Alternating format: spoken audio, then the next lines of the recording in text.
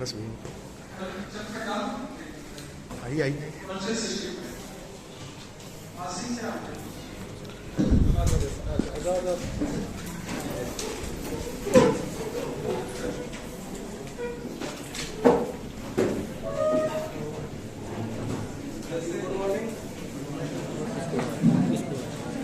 हाँ,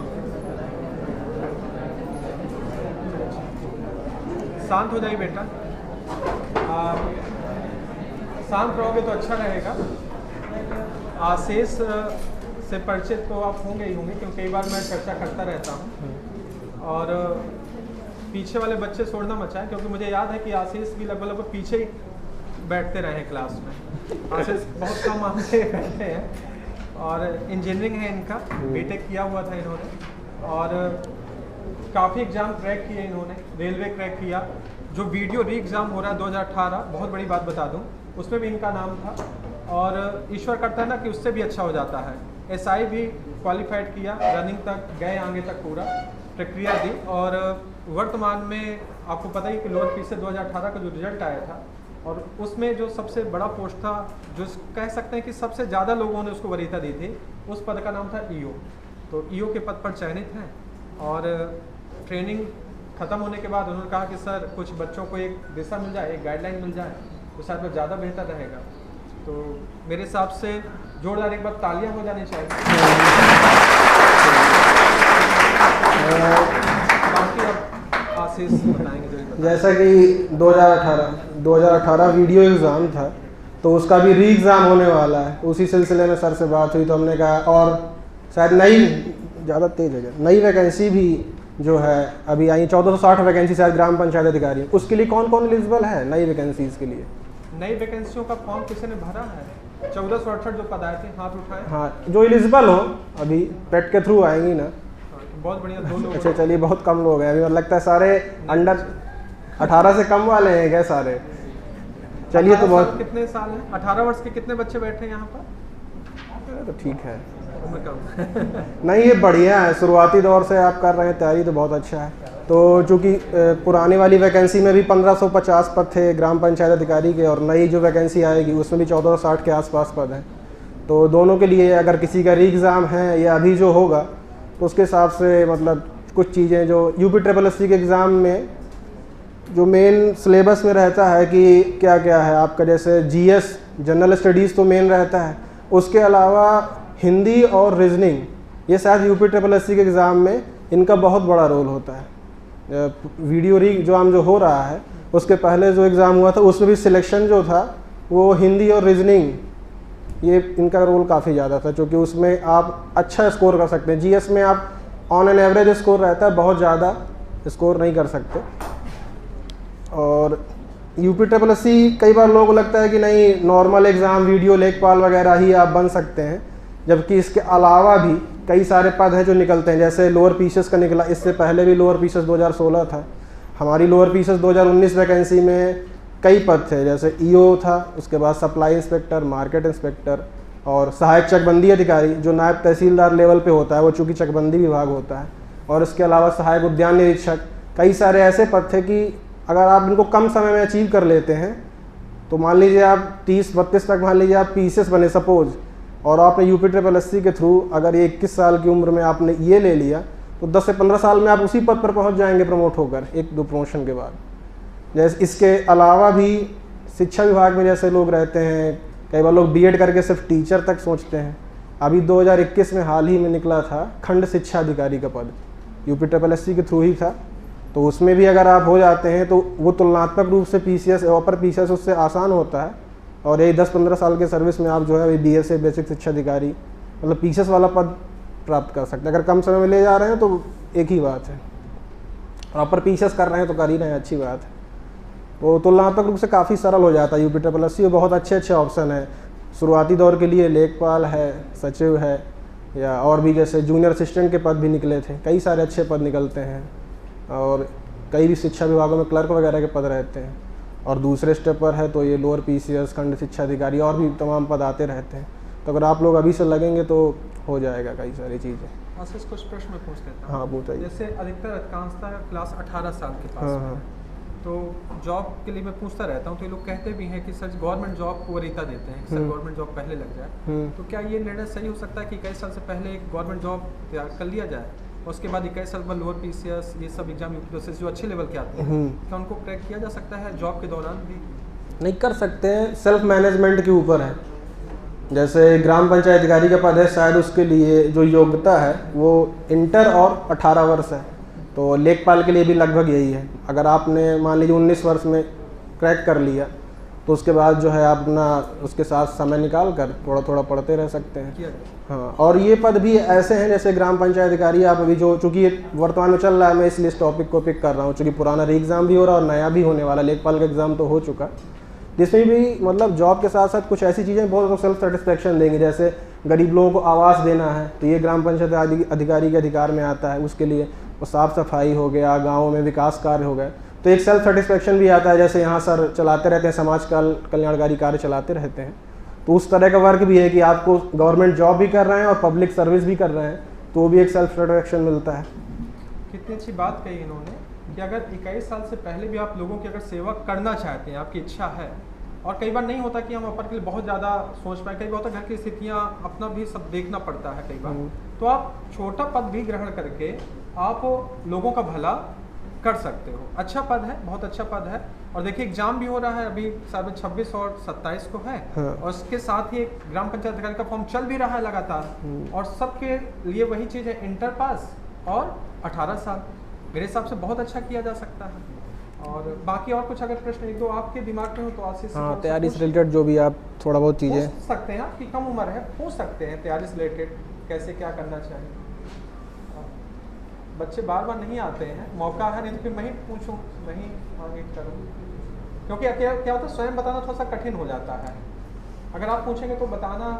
ऐसे आप लोग अभी शुरुआती दौर में हैं तैयारी के, तो क्या मतलब कोई एक दो लोग जो जानना चाहते हो कैसे तैयारी करें, क्या कैसा चीज़ें रहें, किस सब्जेक्ट की कैसे तैयारी करनी चाहिए, थोड़ा बहुत जो जहाँ तक हमने अचीव किया है उतना अनुभव साझा कर सकते हैं। पर PCS और IAS की बात नहीं करेंगे, UPSSC तक है तो वहीं तक की बात करेंगे। ज़्यादातर लोगों का एक मोटिव रहता है कि एक वनडे एग्ज़ाम एक क्रैक कर लें, उसके बाद चूँकि हम लोग लगभग ज़्यादातर लोग मिडिल क्लास या लोअर मिडिल क्लास से होंगे, तो ये होता है कि एक जॉब ले लें, उसके बाद फिर अपना जो है आत्मनिर्भर हो जाएँ, फिर बड़े एग्ज़ाम की तैयारी करते रहें। चलिए आशीष में ही पूछते हैं। हाँ बताइए। 18 साल के पासेस को अधिकतर लोग BA फर्स्ट ईयर या इंटर पास होकर के आए हैं, तो शुरुआत में कितने घंटे पढ़ाई पर फोकस करना चाहिए इस समय, क्योंकि एनर्जी उनके पास काफ़ी अच्छी है, इंटर जस्ट करके आए हैं, लगभग अमूमन लोग यही पूछते हैं सर कितने घंटे पढ़ना चाहिए। घंटे का तो थोड़ा सा ये व्यक्तिगत होता है। हाँ। पर एक नॉर्मल जो बोला जाता है कि 8 घंटे, हाँ। तो उसमें ये नहीं होता हार्ड एंड फास्ट बोलने कि डेली कई बार नहीं हो पाता, तो किसी दिन आप कवर कर लीजिए। ऑन एन एवरेज होता है कि वीक में 6 दिन एवरेज आपका 8 घंटे निकल आ रहा है, तो ठीक है। तो मतलब कहने का वही है आशीष का कि 8 घंटे लगभग औसत निकालने की क्या करिए, कोशिश करिए, तो अच्छा हो जाएगा। तो आशीष जो विषय हैं इनके UPSSC के GS, मैथ, रीजनिंग और हिंदी, कुछ किताबों को अगर सजेस्ट कर सकें तो GS के लिए तो सर आपको पढ़ा ही रहे होंगे, लगभग चीज़ें वनडे एग्ज़ाम के हिसाब से तो कवर हो ही जाती हैं। और उसके अलावा भी इसके अलावा भी कई बार होता है कि लास्ट टाइम में तैयारी से पहले जो क्विक रिवीजन करना होता है तो उस समय दिक्कत आती है। तो उसके लिए सबसे बेस्ट तरीका तो ये होता है कि आप अपने शॉर्ट नोट्स बनाते चलें, क्योंकि उससे बेस्ट कुछ नहीं है रिवीजन की। लास्ट के मान लीजिए 5 दिन बचे तो आपको एक क्विक रिवीजन लेना होता है, ब्रीफ लेना होता है, तो सबसे बेस्ट तो वही है। लेकिन इन केस नहीं बन पाते शॉर्ट नोट्स, तो अब तो बहुत सारे संसाधन हैं हम लोगों के पास, किताबें हैं, डिजिटल मीडिया भी है बहुत सारे। तो कई बार ऐसे मास्टर वीडियो वगैरह यूट्यूब में पड़े रहते हैं कई टीचर्स के, तो हमने भी ऐसे था। तो कई बार ये था कि शॉर्ट नोट्स तो खैर बने थे, इसके बावजूद हमने थोड़ा कुछ प्रेफर किया कि लास्ट टाइम पे हिस्ट्री का 8-10 घंटे का वीडियो है, चूँकि वो रिवीजन करना होता है तो उसको हम फास्ट फॉरवर्ड मोड पे 1.5 पे देखेंगे तो 5-6 घंटे में हो जाता है, एक दिन में एक सब्जेक्ट। तो ऐसा लास्ट के 1 वीक का प्लान रहता है कि जो 4-5 मेन सब्जेक्ट हैं, हिस्ट्री, ज्योग्राफी एंड एनवायरनमेंट हो गया, इकोनॉमिक्स हो गया, पॉलिटी, और इसके अलावा जो है आपके जनरल चीज़ और साइंस एंड सोशल जो भी आप साइंस एंड टेक वाला हो गया, तो ये लास्ट के वीक में कवर कर सकते हैं। एक प्रश्न, जैसे मैथ आप तो बीटेक रहे, इंजीनियरिंग रहे, अधिकांशतः यहाँ बच्चों की मैथ की थोड़ा सा कई बार समस्याएं होती हैं, तो मैथ की प्रैक्टिस कैसे करनी चाहिए बार बार, क्योंकि ये लोग जस्ट इंटर करके निकल के आए हैं, तो कई बार होता है उतना अच्छा मैथ की प्रैक्टिस नहीं करते। मतलब प्रैक्टिस के लिए आप कैसे क्या कहेंगे कि मैथ को कितना अच्छा कर सकते हैं? मैथ में क्या रहा, हमारा तो शुरुआत से थोड़ा सा मतलब इंटर से ठीक रही, फिर इंजीनियरिंग रहा, लेकिन मैथ में हमें जो एक चीज़ देखी, जो इनका बैकग्राउंड नहीं रहता इंजीनियरिंग वाला, तो मैथ में गलती क्या करते हैं, वो ट्रिक रटने की कोशिश करते रहते हैं। क्वेश्चन सॉल्व करना है तो ये शॉर्ट ट्रिक कर लिया, इससे हो जाएगा। लेकिन अगर कभी क्वेश्चन थोड़ा सा डेविएट कर दिया गया, एग्जामिनर ने थोड़ा सा क्वेश्चन ट्रिकी कर दिया, तो फिर वो ट्रिक नहीं काम करती है। लेकिन अगर कॉन्सेप्ट आपका क्लियर है, आप कॉन्सेप्ट बेस पर लगे, शुरुआत में दिक्कत होगी, शुरुआत में आपको टाइम लगेगा क्वेश्चन लगाने में, लेकिन जैसे ही कॉन्सेप्ट दिमाग में बैठ जाएगा तो फिर आपको ट्रिक की जरूरत नहीं पड़ेगी। आप कैसा भी क्वेश्चन होगा उसको देख कर ही मतलब अपने हिसाब से एडजस्ट करके सॉल्व कर लेंगे। ट्रिक एक लिमिटेड नंबर ऑफ क्वेश्चन पे काम करेगी, लेकिन कॉन्सेप्ट कर लेंगे तो हर तरह क्वेश्चन सॉल्व हो जाएंगे। मैथ के लिए हमेशा, जैसे आप लोग भी हमेशा हम लोग देखें 8 साल में सर, ट्रिक ट्रिक ट्रिक कोई कॉन्सेप्ट समझिए। कॉन्सेप्ट क्या होता है कि हर जगह काम करता है, और कॉन्सेप्ट से ही ट्रिक का क्या होता है, निर्माण होता है।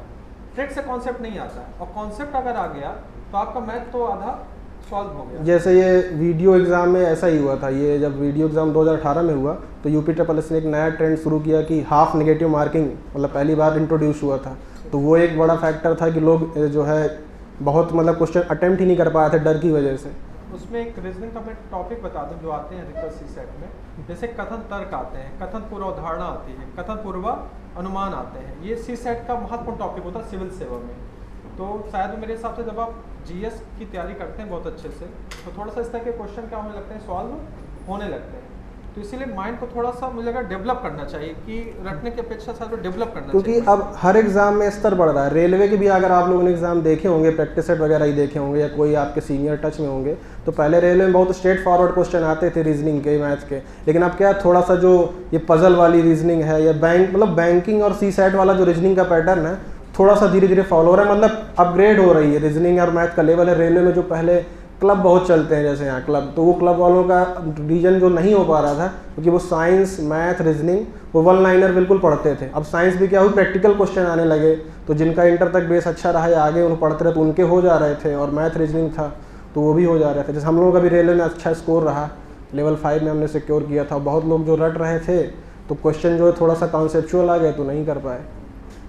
तो अब हर एग्ज़ाम में क्या है ना कि सरकार का भी ये है कि गुणवत्ता थोड़ा बढ़ाई जा रही है पेपरों की, तो इस वजह से कि आप लोग भी रटने की अपेक्षा, ट्रिकों की अपेक्षा कॉन्सेप्ट पे ज़्यादा ध्यान दें तो ज़्यादा बेहतर रहेगा। देखिए एक बात सच में बहुत अच्छी है बताइए, पेपर का लेवल बढ़ रहा है लगातार, चाहे कोई पेपर दीजिए, मतलब रेलवे भी दीजिए, पुलिस भी दीजिए। यहाँ तक एक पेपर आशीष हुआ था, मैं देखा था, फॉरेस्ट गार्ड का कांस्टेबल का पेपर अच्छा। था। उसका जो GS का लेवल था वो ऐसा लग रहा था जैसे PCS का लेवल है, जो कि कांस्टेबल, फॉरेस्ट गार्ड में कांस्टेबल की भर्ती आती है। तो कहने का था कि अब रटने पे फोकस मत करिए, आप चीज़ों को क्या करिए, समझिए। और उम्र है आपको समझने लायक, क्योंकि अभी आप 17-18 साल की एज में है, इंटर तक भी आप चीज़ों को समझ के आए हैं। तो जैसे आशीष का कहना है कि चीज़ों को आप समझिए और अपने दिमाग को क्या करिए, डेवलप करिए। और दिमाग डेवलप करके आप जब जाएंगे तो समझ लीजिए हर एक एग्जाम आप क्या कर लेंगे, निकाल लेंगे। आशीष, जैसे बच्चा जितना परेशान रहते हैं, सर जी इतनी कम भर्तियाँ आती हैं, 1468 आई, क्या इतने में हमारा हो पाएगा कि नहीं हो पाएगा? क्या ये सवाल तो हमेशा बना रहता है, किसी के भी मन में भी है, तो हमेशा बना रहता है। हाँ। चला गया क्या? हेलो। तो ये सवाल तो रहता ही कि कंपटीशन है। जैसे UPSC का भी आप देख लें, पूरे देश के लोग देते हैं पेपर, शायद सिलेक्शन रेशियो अगर देखें तो 1% से भी कम होता है। तो आप ये देखें कि UPSC दे रहे हैं, उसमें ऑल इंडिया के लोग दे रहे हैं, उसके बाद आप देखेंगे UP में दे रहे हैं, एक राज्य के सिर्फ लोग दे रहे हैं। तो वैसा सोचेंगे तो आप अच्छा महसूस करेंगे। और कंपटीशन तो है, और डेली मतलब हर साल कंपटीशन बढ़ रहा है, तो आपको तैयारी उस हिसाब से करनी होगी। इसीलिए शुरुआती दौर में जैसे आप लोग हैं ना, तो अभी समय दे देंगे, कॉन्सेप्ट वगैरह आप पकड़ लेंगे अच्छे से, तो फिर इसके बाद आपको ट्रिकों पे डिपेंड नहीं होना पड़ेगा, आप थोड़ा सा समय भी मिल जाएगा तो हो जाएगा। जैसे हमारे साथ भी लोअर पीसेस में यही रहा कि मतलब पहले तैयारी थी काफ़ी अच्छा स्मूथ रहा, फिर कोरोना पीरियड के बाद क्या था कि हमारा इसका प्रीलिम्स जो है कोरोना के पहले हुआ था 19 में, और मेंस हुआ है ये 2021 के अक्टूबर में आसपास हुआ था। तो काफ़ी गैप आया, कोरोना में सबकी तैयारी अस्त व्यस्त हो गई थी, पढ़ाई वढ़ाई डिस्टर्ब हो गई थी लगभग 1-1.5 साल के लिए। लेकिन पहले की एक तैयारी थी, बेस था, तो लास्ट में 2-3 महीने का जो समय मिला कोरोना के बाद, तो उसमें जो है रिवीजन किया, तो चूँकि पहले से बेस बना हुआ था तो एग्ज़ाम क्रैक हो गया। अगर हम ये कहें कि 2-3 महीने में नहीं हुआ, पहले जो 1.5-2 साल की मेहनत थी उसकी वजह से यहाँ रिवीजन हो गया और हो गया। और मैं आपको बता दूं, लोअर पीसेस में 41 लोगों ने प्री क्रैक किया था URD से, और बीच में जो कोरोना आया तो अस्त व्यस्त हो गए, जिसमें से कुछ SI में भी लड़के हो गए हैं। लेकिन एक चीज़ हमेशा माननी पड़ेगी कि आपको लगातार मेहनत करनी पड़ेगी। मतलब मेहनत, जैसे बताया सकते हैं कि मेहनत करना पड़ता है, और कई बार होता है कि जैसे कोरोना के समय बहुत लोगों ने मेहनत की और कभी कभी मेहनत नहीं की।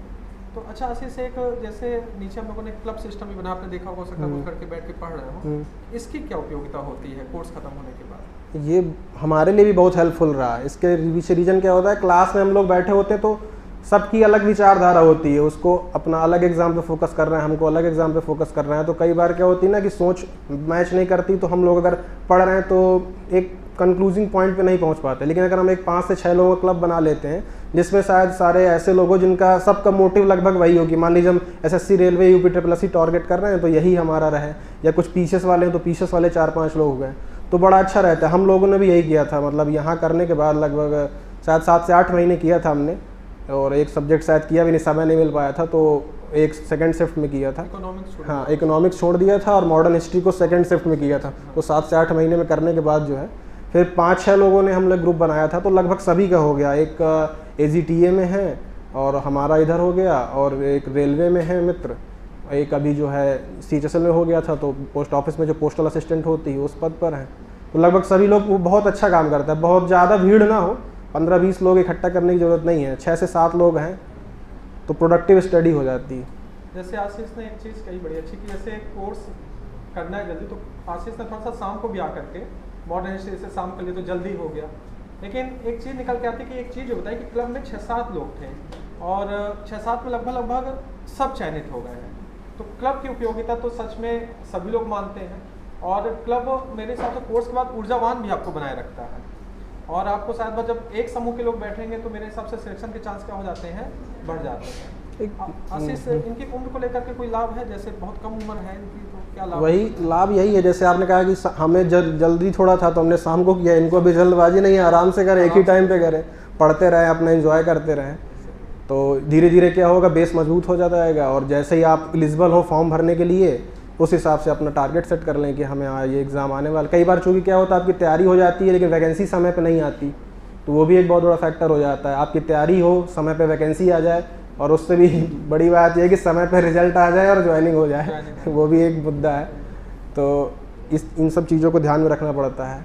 तो अभी आपके बहुत समय है, ज़्यादा दबाव लेने की ज़रूरत नहीं है। आप 6 घंटे भी पढ़ लें मेरे हिसाब से, लेकिन 6 घंटे प्रोडक्टिव स्टडी अगर आप कर रहे हैं और अपना एंजॉय भी करते रहिए तो हो जाएगा। धीरे धीरे चीज़ें हो जाएंगी। उसके बाद क्या है ना, उसके बाद आपको 8 घंटे 10 घंटे करने की जरूरत नहीं पड़ेगी। अगर आप 1-2 साल इतना कर लेंगे तो फिर थोड़ा, जैसे कई लोग हैं आप देखोगे जॉब के साथ करते हैं, तो जो 8 घंटे की जॉब करने के बाद व्यक्ति 8 घंटे नहीं दे सकता पढ़ाई के लिए, खींच करके 3 से 4 घंटे दे पाता है। जनरली आप देख रहे होंगे UPSC के रिजल्ट में कि ज़्यादातर जो है प्रीवियस सिलेक्टेड जो है, जो IPS रहे वो IAS बन रहे हैं, IRS रहे वो IPS बन रहे हैं। जॉब के साथ है, समय कम में, लेकिन क्या है उन्होंने पहले इतना पढ़ लिया है और अपना बेस बना लिया है कि उन्हें 2-4 घंटे भी मिल जाते हैं तो अपना रिवीजन कर लेते हैं, उनके लिए सफिशिएंट हो जाता है। लेकिन शुरुआत में उन्होंने भी समय दिया 8-10 घंटे। वही चीज़ आप लोगों के साथ है कि अभी शुरुआत में आप लोग समय दे देंगे तो बाद में काफ़ी फ़ायदेमंद हो जाएगा आप लोगों के लिए। और एक अधिकतर ग्रामीण क्षेत्र के काफ़ी बच्चे हैं यहाँ पर। गांव से कौन आए हैं पढ़े यहाँ पर? गांव क्षेत्र से बच्चे जो हैं काफ़ी लोग हैं। लड़कों की संख्या ज़्यादा है, लड़कियों को अभी उतना लोग नहीं भेजते हैं। फिर भी लड़कियों में कितने लोगों ने हाथ उठाया था अभी? चलिए, फिर भी मतलब 8-10 बच्चे गांव से आकर रेंट पे पढ़ रहे हो आप लोग, ये बांधक के लिए बहुत बड़ी बात है।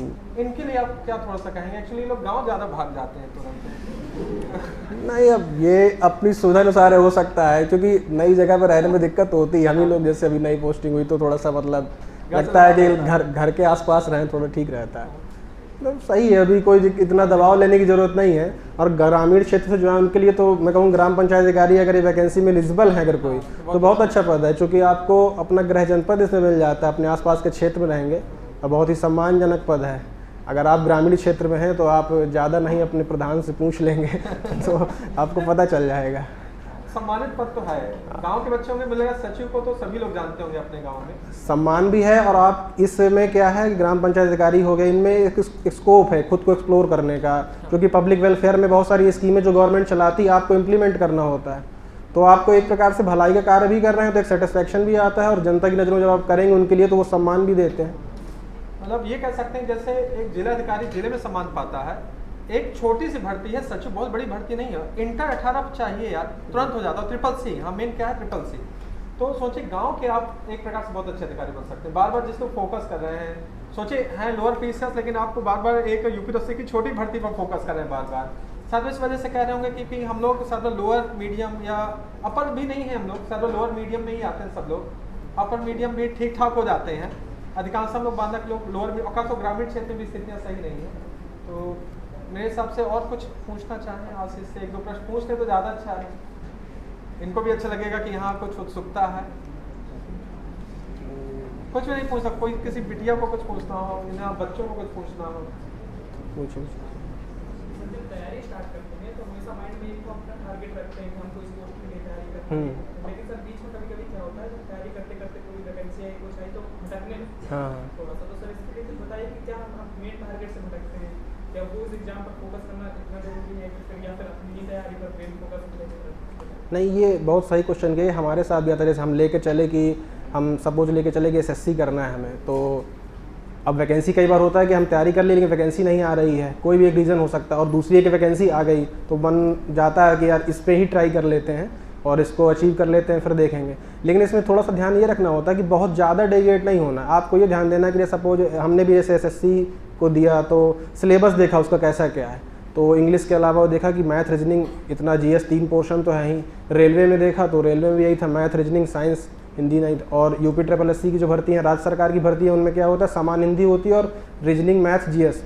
तो एक हमने थोड़ा सा कम्युलेटिव अप्रोच बनाई कि नहीं ये लगभग सिमिलर एग्जाम है, इनको हम साथ में लेके चल सकते हैं। लेकिन जैसे बैंकिंग का एग्जाम था, बैंकिंग का देखा तो उसका पैटर्न थोड़ा अलग है, उसमें इंग्लिश है, रीजनिंग है, फाइनेंशियल अवेयरनेस आती है, जीएस नहीं आती। तो अगर हम उसको भी लेके चलेंगे तो फिर बर्डन हो जाता है कि ये भी पढ़ना है, ये भी पढ़ना है, ये भी पढ़ना है। तो इन तीनों को हम लेकर चले थे और 18 में तीनों में हमारा लगभग चयन हो गया था, क्योंकि एसएससी चेसल में हुआ था और रेलवे में हुआ था और वीडियो 2018 में भी था।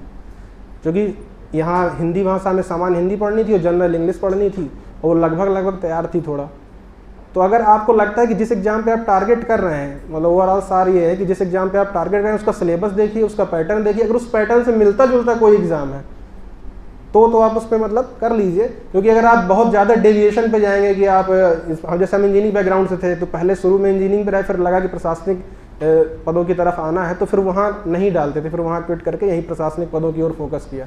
अब अगर आप हम टेक्निकल के भी डाल रहे हैं, बैंकिंग सेक्टर के भी डाल रहे हैं और यहाँ के भी डाल रहे हैं तो सिलेबस बहुत ज़्यादा हो जाएगा, आप भ्रमित हो जाएंगे। तो जो सिलेबस हो आपका टारगेट एग्जाम का, उससे मिलता जुलता अगर कोई पद आ रहा है तो कोई हर्ज नहीं, दे सकते। और कोई इसी तरह प्रश्न पूछिए। आप लोग के प्रश्न ज़्यादा अच्छे हो सकते हैं क्योंकि आप लोग पढ़ाई कर रहे हैं। समस्याओं का सामना तो वही करता है ना जो मेहनत करता है, गिरता उठता वही है। सर मेरा नाम प्रशांत द्विवेदी है और प्रेजेंट टाइम पर मेरी एज 21 वर्ष हो चुकी है और अभी हाल ही में मैंने ग्रेजुएशन एग्जाम दिए हैं। सर मैं किसी भी तैयारी सर की कितनी जल्दी मतलब कर सकती कि 1 या 2 साल में जॉब लग सके? ग्रेजुएशन आपका ग्रेजुएशन हो गया फाइनल ईयर? तो और सर मतलब किस सब्जेक्ट में ज़्यादा फोकस करती हूँ सर 1 या 2 साल में किसी भी जॉब को अचीव कर सकूँ? आपका एक पर्टिकुलर कोई लक्ष्य है किस तरह की जॉब? यूपीपीसीएस बनवाना है। यूपीपीसीएस करना है तो वो तो आपका ग्रेजुएशन हो गया तो आप एलिजिबल हो गए उसके लिए, उस पर आप करते रहिए। क्योंकि इसमें क्या है, समय लगता है, कई बार प्रीलिम्स निकलता है, मेंस निकलता है, नहीं वो 2-3 साल का समय लग जाता है अमूमन जो है, तो वो आप करते रहिए। उसके अलावा अगर आपके मन में यह है कि हमें एक बैकअप जॉब भी चाहिए तो उसके लिए एक बहुत अच्छा विकल्प होता है, जैसे बीएड बीटीसी वगैरह लोग कर लेते हैं। तो उससे क्या है, टीचर के अलावा भी पद, जैसे हमने बोला था यूपी खंड शिक्षा अधिकारी के पद हैं, ये आ जाते हैं। और अगर आप ये नहीं करना चाहते बीएड बीटीसी तो एक ओ लेवल कंप्यूटर कोर्स होता है जो आप चाहें तो लगभग 6 महीने में कर सकते हैं। 4 एग्ज़ाम होते हैं, आपको जनवरी और जुलाई 2 साइकिल्स में एग्ज़ाम होते हैं। अगर आप चारों एग्ज़ाम एक साइकिल में कर लें तो ओ लेवल आपका कंप्लीट हो जाएगा। तो जैसे आपने यूपीपीसीएस बोला तो उससे एक भर्ती आती है आरओ समीक्षा अधिकारी और सहायक समीक्षा अधिकारी की, तो उसमें सहायक समीक्षा अधिकारी ARO के लिए ओ लेवल जो है कंपलसरी होता है। उससे भी क्या होता है, वहाँ पर काफ़ी छटनी हो जाती है तो तुलनात्मक रूप से थोड़ा आसान हो जाता है और आपको एक जॉब, अच्छी सम्मानजनक जॉब मिल जाती है, उसमें पढ़ने का समय भी मिल जाता है। ऐसे टीचर एक जॉब है, मतलब आपको अगर अपर पीछे आपके दिमाग में है कि मुझे हर हाल में वो करना है तो जॉब का चयन ऐसा करिए कि जिसमें थोड़ा सा पढ़ने के लिए समय ज़्यादा मिले। जैसे टीचर की जॉब, चूँकि आप शिक्षा क्षेत्र से ही जुड़े रहेंगे तो वो एक अच्छा बैकअप है। सहायक समीक्षा अधिकारी भी, हाँ बताइए। जैसे मेरा ग्रेजुएशन पे हिंदी सब्जेक्ट नहीं रहा, क्या मैं आरओ का फॉर्म डालने के लिए एलिजिबल रहूंगा? आरओ जनरल है, हम भी डाल सकते थे, हम तो बीटेक थे। उसमें जो आपने पूछा वो एक आरओ हिंदी का पद होता है, उसके लिए हिंदी कंपलसरी होता है। एक सामान्य, उसमें सिर्फ सामान्य स्नातक चाहिए होता है और ARO के लिए ओ लेवल चाहिए होता है और ARO की कट ऑफ आरओ से काफ़ी कम जाती है। अगर आप 6 महीने में ओ लेवल कर लेते हैं तो मतलब वही ये चीज़ें और आसान हो जाएंगी, छटनी हो जाती है। जैसे खंड शिक्षा अधिकारी में भी है, वहाँ एलिजिबिलिटी है कि बीएड होना चाहिए, तो काफ़ी भीड़ हट गई। और कुछ प्रश्न? सर मेरा नाम विनोद कुमार है सर, मैं भी यूपी पीसीएस सिविल में तैयारी करने के लिए सर सिविल में अक्सर सुनने में मिलता है सिविल मतलब समाज सेवा, तो सिविल की तैयारी के दौरान बहुत से लोग कहते हैं कि अपने आप को आपने समाज से मित्रों से अलग कर लिया और उसके पीछे हो, तो सर सिविल की तैयारी के दौरान समाज में जुड़े रहना, इन्वॉल्व रहना और मित्रों से जुड़े रहना सर उसका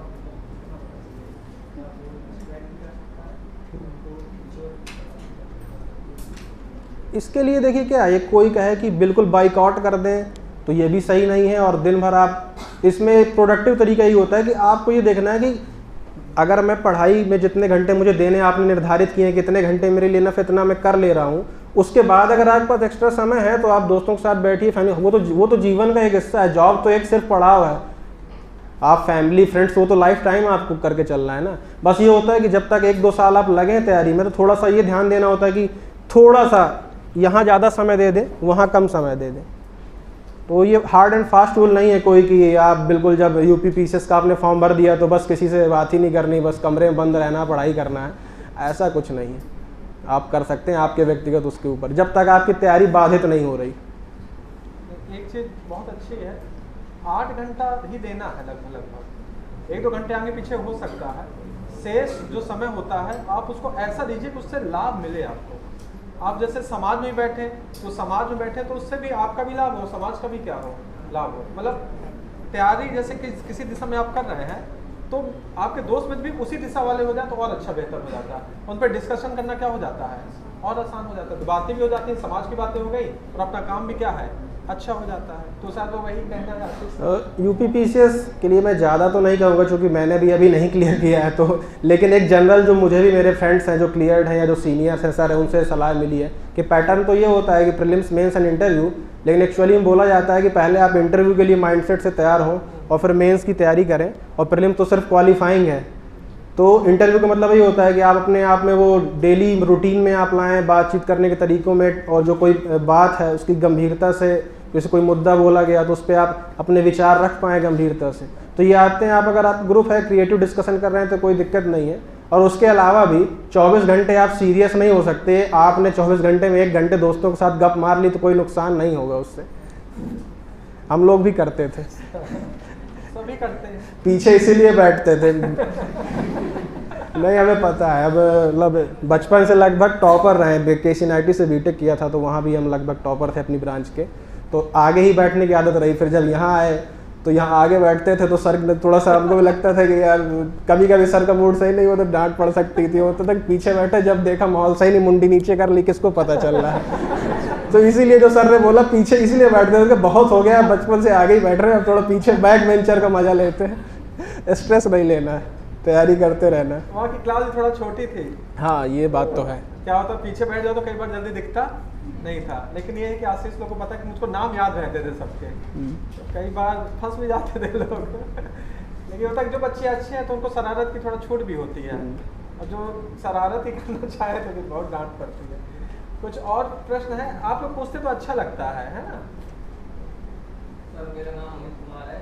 मैं ये पूछना चाहता हूँ सर, जैसे हम लोग दिन में पढ़ते हैं तो हम लोग एवरेज 4 ही घंटे निकाल पाते हैं, लेकिन जैसे सर रात होती है तो नॉर्मली लड़के जैसे 9 से 10 के बाद खाना खाने के बाद हम लोग ये सोचते हैं कि सिर्फ इतना पढ़ लें कि कल कोचिंग में ना पढ़ लें, मतलब नहीं नहीं, ये आता है विचार मन में। जैसे सोने की कोशिश करते हैं, नींद आती नहीं, बस ये लगता है कि कल से पढ़ेंगे बहुत ज़्यादा। ये ख्याल है तो सर, ये रात में हम लोग कैसे टाइम, ये सभी लोग यही करते हैं कि कल से पढ़ेंगे, और कल कभी नहीं आता। एक्चुअली बात ये होती है। तो दूसरी चीज़ क्या है कि कोचिंग में सर को इम्प्रेस करने के लिए नहीं पढ़ना है, पढ़ना है अपना एक लक्ष्य बनाया। सर तो आपको इसलिए प्रेशर डाल रहे हैं ना कि आपका लक्ष्य अचीव हो जाए। सर को थोड़ी एक्चुअल मतलब डायरेक्ट बेनिफिट तो कुछ है नहीं, लेकिन आप लोग अगर सिलेक्टेड होंगे तो इनडायरेक्ट बेनिफिट ये होता है कि हमने पढ़ाया और बच्चों का सिलेक्शन हुआ, तो आपके डायरेक्ट बेनिफिट के लिए ही वो वर्क कर रहे हैं। तो आपको अल्टीमेट क्लियरेंस होना चाहिए कि हाँ मैं अपने लिए पढ़ रहे हैं, ना कि सर को सुबह क्लास में सुनाना इसलिए पढ़ रहे हैं। और रही बात रात में, तो कोई दिक्कत नहीं है, आप जब मन हो तब पढ़िए, उसका कोई तरीका नहीं। किसी किसी को रात में ज़्यादा अच्छी पढ़ाई करने में मन लगता है, किसी को दिन में पढ़ने में मन लगता है। तो आप अपनी सहूलियत के हिसाब से पढ़ सकते हैं, बशर्ते अपना जो 6 से 8 घंटा बोला जाता है सोने के लिए अच्छी नींद लें, जब ठीक लगे तब पढ़ाई करें। आपके घर का माहौल कैसा है भी डिपेंड करता है। पता आपका मन लगता है कि रात में पढ़े, सुबह तक सो रहे हैं तो डांट पड़ेगी सुबह, कहीं कहीं होता है डांट नहीं पड़ती तो आप पढ़िए, रात में पढ़िए। क्या रूटीन था, दिन में ज़्यादा था कि रात में ज़्यादा था? भाई हमारा तो ये कि अब बचपन से एक हैबिट बन गई, पापा आर्मी में रहे, एक सर्विसमैन थे, तो सुबह के लिए प्रेशर रहता था कि सुबह जल्दी उठना है, तो एक हैबिट बन गई थी कि 12 बजे तक तो सो ही जाना है, जबकि इंजीनियरिंग स्टूडेंट्स की हैबिट उल्टी होती है कि रात में पढ़ना, लेकिन हमारी एक मतलब म्यूचुअल हैबिट बन गई थी, तो 12 बजे तक हाल में सो जाएंगे और 5 बजे तो नहीं उठते थे 7 बजे तक उठ जाना है, कम से कम 7 घंटे सोना, झूठ बोलने से कोई मतलब नहीं, 7 घंटे सोना है, 7 से 8 घंटे, उसके अलावा फिर पढ़ते थे। क्योंकि एक दो बार ट्राई भी किया कि जैसे होता था कि नहीं जैसे 5 घंटे सोएंगे करेंगे, तो 5 घंटे सो, 5 दिन तो कर लिया, 5 दिन के बाद फिर ये होता है कि नींद ही नहीं खुलेगी, 8-9 घंटे सो गए, या बीमार पड़ जाओगे, स्वास्थ्य भी खराब हो जाता है। तो 4-5 दिन आपने 2 घंटे ज़्यादा पढ़ लिए, बाद में 2-3 दिन आप बीमार हो गए, तो वो बराबर हो गई कहानी। तो एक बैलेंस बना के चलना है, हर चीज़ का एक मतलब नेचर में भी होता है बैलेंस, जो अभी इस समय पॉल्यूशन वाली प्रॉब्लम आ रही है, क्योंकि बैलेंस बिगड़ रहा है तो दिक्कतें आ रही हैं। तो पढ़ाई में और अपना जो है एंजॉय भी करना है, हफ्ते में 1 दिन आप संडे है, कोई भी दिन आप थोड़ा सा, उससे क्या होता है ना प्रेशर भी कम हो जाता है। नहीं लगातार आप पढ़ते रहते हैं तो मतलब लगता है कि कब तक करेंगे, क्योंकि बहुत लंबी लड़ाई है। ये नहीं है कि आपका ग्रेजुएशन नहीं है कि सेमेस्टर का एग्ज़ाम है, कल रात को क्वांटम उठाएंगे या कुंजी कुछ उठाएंगे, पढ़ लेंगे, पास हो जाएंगे, ऐसा तो है नहीं। 2 साल 3 साल लेके चलना पड़ेगा। लंबा है, आप ये कर सकते हैं जैसे आप थोड़ा और प्रेशर देना शुरू करें, मतलब और अब ये आपके ऊपर है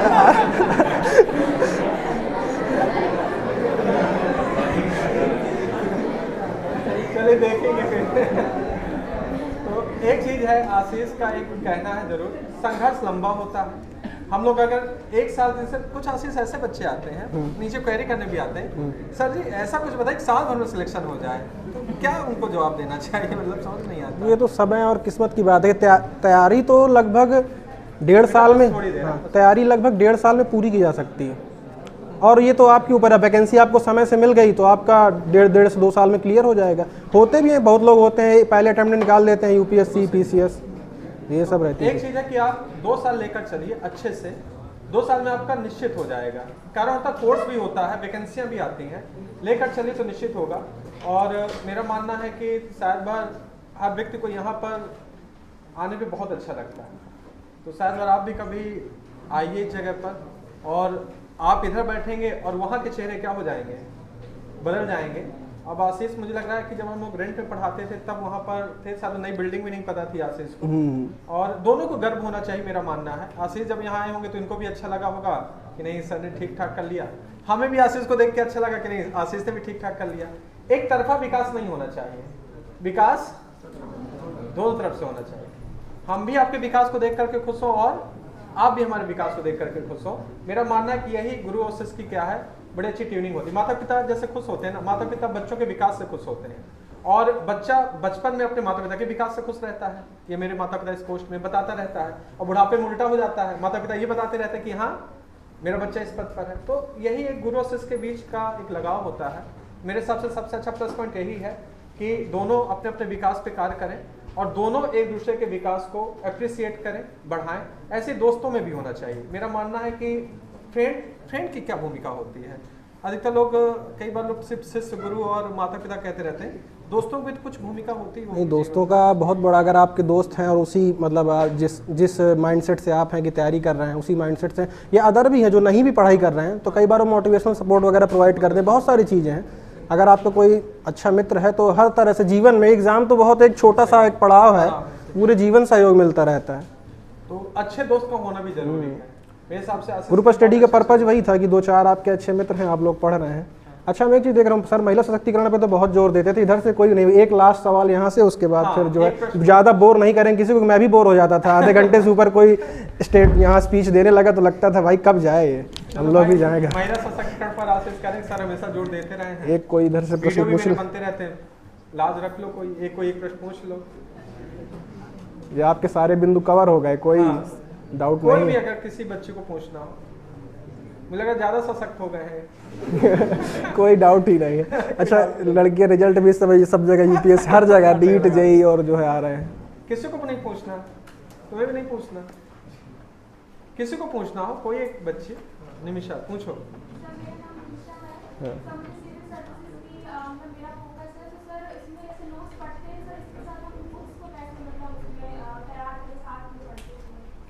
मतलब नोट्स आप जो सर के बना रहे हैं, तो सर तो अभी चूंकि प्रीलिम्स लेवल के हिसाब से आपके नोट्स बन रहे होंगे, और हाँ बुक्स के लिए क्या है ना, बुक्स को कई बार हम लोग, जैसे हमने भी थोड़ा सा किया, तो बुक्स के लिए लोग बताते हैं, कई बार सोचते हैं कि पूरी बुक पढ़नी होती है।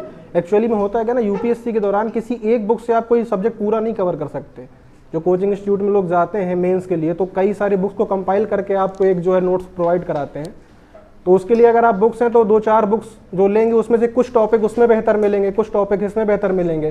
तो आपको इसीलिए जब बुक से आप पढ़ते हैं तो टाइम लगता है, लेकिन उससे तैयारी बहुत अच्छी हो जाती है। जैसे आप अभी शुरुआती दौर पर हैं, तो पहले तो आप जो एक ब्रीफ प्रीलिम्स के लिए वो पढ़ लेना, तो उससे आपको एक समझ, एक ब्लूप्रिंट बन जाएगी कि हमें बुक को पढ़ना है, कैसे पढ़ना है। फिर जो बुक सजेस्ट करते हैं, जैसे सपोज पॉलिटी के लिए है तो लक्ष्मीकांत दी जाती है, लक्ष्मीकांत बोल दिया, आपको बैरेक्ट बोल दिया, तो आपको उसे पूरा नहीं पढ़ना है कि वर्ड टू वर्ड आपको पूरा पढ़ लेना है। उसमें से जो टॉपिक आपको लगे सही, मतलब उसको पढ़ लिए। कई बार क्या होता है, पर्सन टू पर्सन भी वेरी करता है। हमें बुक सजेस्ट की कि हमें उस बुक की जो है लेखन शैली है या जिस अंदाज में उसने लिखा है वो हमें ज़्यादा कंफर्टेबल नहीं लग रही।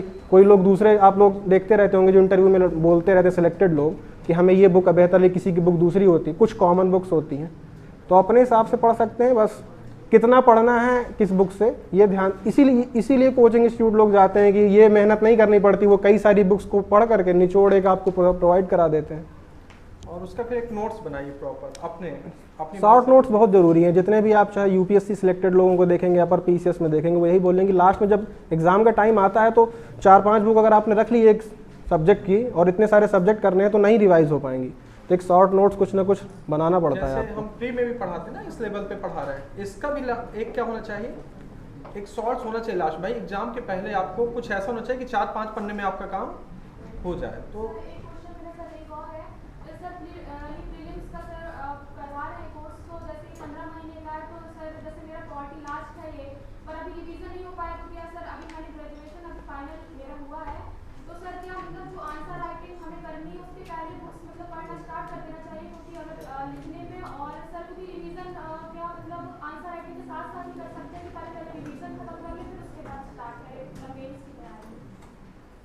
ये तो आप सीधा सवाल बताइए। देखिए, मेरा सीधा मानना है मेंस जो होता है वो आंसर राइटिंग का खेल है। मेंस में मैंने बहुत देखे हैं बच्चे, अपने बच्चे तो खैर सफल भी हो रहे हैं और आगे भी सफल होते जाएंगे। दिल्ली जैसी जगह पर भी 99% लड़का सिर्फ किताबें पढ़ता रहता है, लिखता नहीं है। आप मेंस का सिलेबस देखिए, जैसे जीएस फर्स्ट पेपर देखिए, जैसे भी हम बच्चों की तैयारी करा रहे हैं ना, उन बच्चों से मिलिए, मेंस के बच्चों से मिलिए, खासतौर पे अंकुर से, शांतनु लोगों से, इनसे मिलिए। और मैं आपको ही बता दे रहा हूँ, तो जैसे आपने मेंस का सिलेबस उठाया तो आप देखें कि रेगुलर बैच में कौन सा सिलेबस हो गया है और मेंस में कौन सा सिलेबस बचा है। उस सिलेबस के उन हेडिंग को आप किसी किताब से, कोई जो भी किताब बताई जाएगी उससे आप पढ़ लीजिए। फिर जब उस सिलेबस की हेडिंग आपने कवर कर ली, फिर उसके क्वेश्चन बनाइए और उसके क्वेश्चन को क्या करिए, सॉल्व करें। मतलब पढ़ना उतना है कि हमको नॉलेज मिल जाए, और उस पर लिखना क्या है, ज़्यादा है। पढ़ना कम है और लिखना ज़्यादा है। हाँ, पढ़ना सिर्फ उतना ही है कि हाँ उसकी हेडिंग के बारे में हमको नॉलेज है। अब उससे कितने प्रकार के क्वेश्चन बना सकते हैं, कितने टाइप के क्वेश्चन राइज कर सकते हैं, उनको फिर जितना आप लिखेंगे, मेंस लिखने से आता है। और अधिकतर हमने सिविल सेवा में देखा भी है, अधिकतर किसी किताबों को लेकर के क्या करते रहते हैं, पढ़ते रहते हैं। जैसे मैं एक दो लाइब्रेरी भी गया यहाँ पर माधव में, तो अधिकतर मैंने वहाँ भी देखा बच्चे सिर्फ किताब लोग पढ़ते रहते हैं। और कभी कभी लोग कहते हैं हम सर सिविल की तैयारी दिल्ली से कर करके आए हैं। तो भाई लिखो, कितना पढ़ोगे किताबें पढ़ करके ज्ञाता थोड़ा बनना है। मेंस लिखना है, पर डे आपको 5 से 6 पेज, मैं तो कहता हूँ कम से कम 5 क्वेश्चन लिखने चाहिए। कितने क्वेश्चन लिखने चाहिए? 5। और हर क्वेश्चन 2 पेज लिखने पड़ते हैं, तो 5 दूनी 10 पेज आपको रोज लिखना है। तो अगर ये कर लीजिए तो क्या करना है, सिलेबस को क्या किया आपने, पढ़ डाला, ब्रीफ कर लिया, कई किताबों से जो भी पढ़ना पढ़ लिया, नॉलेज हो गई, उसके बाद उसके क्या लिखो, क्वेश्चन। मेन होता है आंसर राइटिंग, सिविल सेवा आंसर राइटिंग। जैसे आशीष ने बहुत अच्छी चीज़ बताई है, सबसे ज़्यादा सिविल सेवा में उल्टी साइकिल चलती है। उल्टी मतलब होता है सबसे पहले आपकी पर्सनालिटी बहुत अच्छी होनी चाहिए। पर्सनालिटी कैसे, इंटरव्यू लेवल की। इंटरव्यू लेवल मतलब कि आप दिखने चाहिए कि हाँ, आपने अच्छा कभी देखा हो आशीष, ऐसा होता है जो लड़के सिविल क्रैक करते हैं वो दिखने भी लगते हैं कई बार, कि लगता है कि हाँ ये सिविल सेवा के लिए धीरे धीरे आदत मिलाते हैं। कुछ लोगों का हो सकता है नेचुरली ऐसा हो, कुछ लोग क्या करते हैं पहले से वर्क करते हैं, थोड़ा सा अपनी बातचीत करने की शैली और जो है अपना उठने बैठने का तरीका धीरे धीरे व्यवहार में लाते हैं कि, और उसके बाद फिर मेंस करते हैं। और ऐसा भी नहीं कि जैसे अभी सोचे हम लोग यहाँ से निकलते तो नहीं हो सकता, सब हो जाता है। समय के साथ सब होता है, बस संघर्ष करिए थोड़ा सा। और एक चीज़ है कि सिविल सेवा थोड़ा सा पॉलिश तो मांगती है, पॉलिश में होता है जितना आप घिसेंगे उतना चमकेंगे।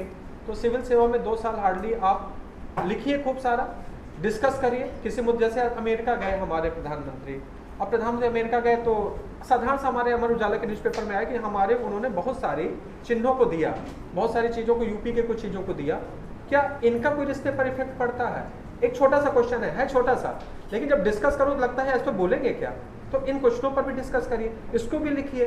तो क्या होता है, किसी मुद्दे पर लिखना सीखे, बोलना सीखे, सिविल से अपने आप क्लियर होने लगता है। ठीक है, चलो ठीक है सर, ज़्यादा बोर नहीं करते हैं। हाँ, मेरे हिसाब से सच में सब बोर हो जाते हैं। और अच्छा लगा होगा आपको आशीष से मिल करके, और निश्चित है कि उम्मीद करते हैं कि आप लोग कल यहाँ पर आएँ और यहाँ कुछ लोग क्या हो, दूसरे बैठे हों, तो कितने लोग एग्री हैं कि नहीं सर कर सकते हैं, बांदा को मिल करके बनाया जा सकता है। और देखिए आशीष का आने का मुख्य लक्ष्य जो था, मैंने यही कहा था आशीष कि आपको देखा हो सकता है 2 लोग मोटिवेट हो जाएं, यार भैया कर सकते हैं तो हम लोग भी कर सकते हैं। और सच में बांदा को ऐसे ही बदला जा सकता है। आशीष, ऐसे हम लोग गांव पढ़ा करते थे, छोटे बांदा में कुछ गांव थे, बताते थे कि वहाँ का एक लड़का इस बना तो कल दूसरा बन गया। क्या इसका फर्क पड़ता है कि आपको देखकर कोई ऐसा कुछ होता है? वो तो होता ही, जैसे आप नॉर्मल एक जनरल में क्रिकेट की लें, क्रिकेट से जल्दी रिलेट कर पाएंगे लोग। कि पहले क्या था कि मतलब बहुत ही गिने चुने क्रिकेटर है, जब से IPL आया तो एक क्रिकेटर उसको देख करके, यूपी से भी बहुत सारे अच्छे क्रिकेटर, मतलब ये कि जब अपने क्षेत्र से कोई किसी क्षेत्र में अच्छा काम करता है, जैसे अभी हाल ही फिलहाल में नीरज ने जो भाला फेंक में किया, पहले उस चीज़ के बारे में ज़्यादा जागरूकता नहीं थी, लेकिन जब से उसने गोल्ड अचीव किया तो और से आसपास खोल के हम भी इस क्षेत्र में जो है अच्छा कार्य करेंगे, तो एक मतलब वही प्रेरणा मिल जाती है लोगों को, तो लोग और अच्छा कर लेते हैं। तो चलिए, निश्चित प्रेरणा आपको मिली होगी। तो आज इस सेमिनार को यहीं समापन करते हैं, और आशीष को बहुत बहुत धन्यवाद देते हैं कि समय निकाल करके यहाँ पर आए और आप लोग को इतनी अच्छी बातें उन्होंने सिखाई। तो जाते हुए भी एक बार तालियां हो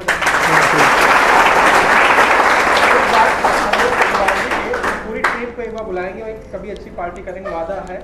और नारायण भी कई बार बोलता रहता है इस चीज़ को, तो कम 8-9 तो हमारे पास हैं अधिकारी, अब अपर हैं, लोअर हैं, RO हैं, ARO हैं, सबसे ज़्यादा तो भोकाल में दरोगाओं का लगता है। दरोगा बहुत सिलेक्ट है, 15 दरोगा हैं, और अभी कुछ वीडियो ईश्वर करेगा 2018 का जो री एग्जाम हो रहा है उसमें भी अच्छी खासी हो जाए, तो हम लोग अच्छा करेंगे। और सच बता रहे हैं, सिर्फ बांदा को बदलने के लिए सब कुछ हो रहा है, और पैसा वैसा सब सेकेंडरी चीज़ होती है, पैसा हमेशा सेकेंडरी रखिए यार। नाम करोगे ना तो पैसा ऐसा क्या होता रहता है, सब अपने आप आता रहता है।